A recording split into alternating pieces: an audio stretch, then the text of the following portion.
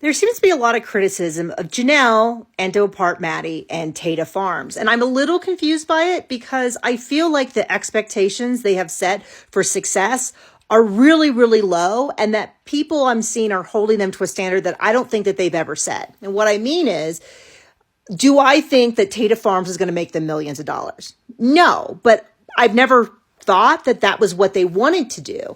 I've seen a lot of posts. I've seen some TikToks. I've seen some Reddits, and I've seen some general comments that are like, oh, this is so dumb. They're going to lose so much money. They don't understand what they're getting into. And I'm like, I kind of feel like I don't know where that's coming from because she's never really expressed that they wanted to make a lot of money.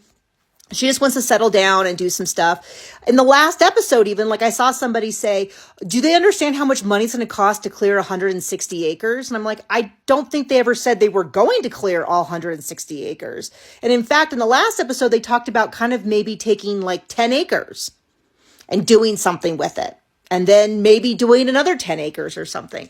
And also, so I think a lot of people are making a comparison that she's trying to do a new My Sister Wives Closet level. Now, the deal with that, and we were very critical of it at the time, was that they were supposed to support four full households that at the time had, like, I think, was Logan still at home? Let's just say 18 kids.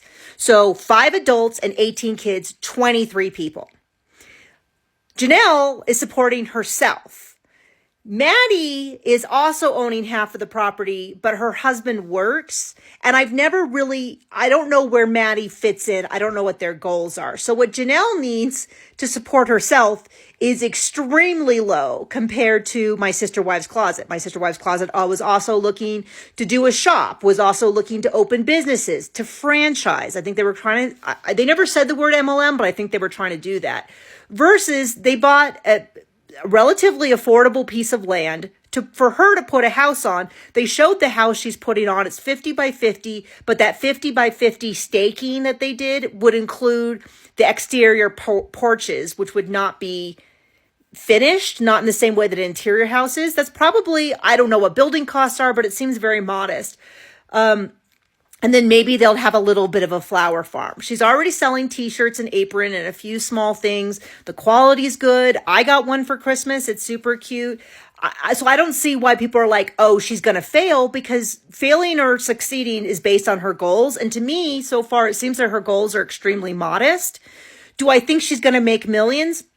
Probably not, but I don't think that's what she wanted to do, versus Cody and all of his big businesses. And the big criticism that people had about Cody was that he wasn't developing the land, but he was pulling out money constantly for his businesses and not putting it back in. And he didn't have to do a business plan. Remember, Janelle did a business plan. Mary had a business plan. No business plan for Robin, but we know why.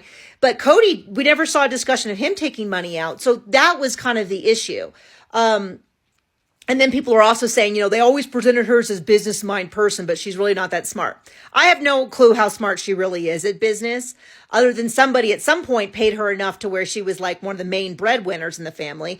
But also, people are just saying she's smart compared to Cody. I have no clue how smart she is. But I'll tell you what, she's living in a very modest home. She's living with Maddie and Caleb. She seems to be saving her money.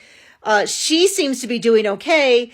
She seems to be living a lifestyle in line with her TLC income, as opposed to, well, I'll let you fill in the blank.